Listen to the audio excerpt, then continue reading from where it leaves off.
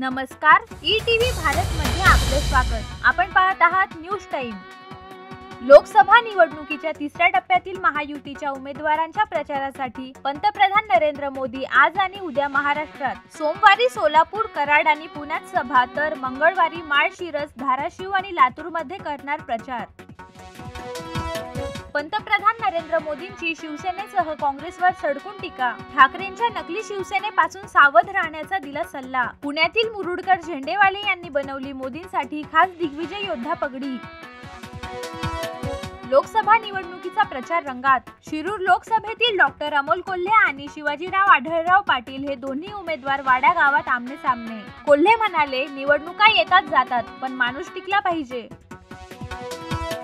शिवसेना ठाकरे गटाचे दक्षिण मुंबई आणि दक्षिण मध्य मुंबई लोकसभा मतदारसंघाचे उमेदवार अरविंद सावंत आणि अनिल देसाई यांनी भरला अर्ज।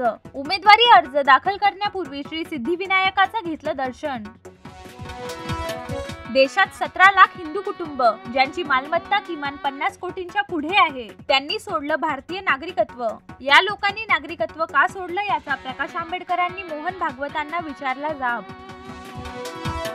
CSMT रेल्वे स्थानकादरम्यान लोकलचा एक डबा रुळावरून घसरला। घटनेत कोणतीही जीवितहानी नाही, मात्र यामुळे CSMT कडे जाणारी हार्बर मार्गावरील लोकल सेवा ठप्प।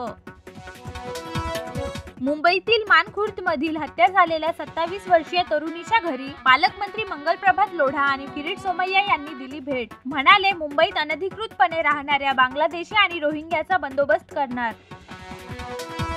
न्यूझीलंडने 2024च्या T20 विश्वचषक स्पर्धेसाठी 15 सदस्यीय संघ केला जाहीर। स्पर्धेसाठी आपला संघ जाहीर करणारा न्यूझीलंड पहिला देश।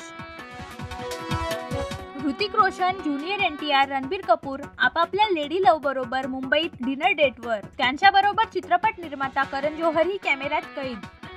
न्यूज टाइम मध्ये आज इथेच थांबूया। अधिक माहितीसाठी लॉग इन करा etvbharat.com।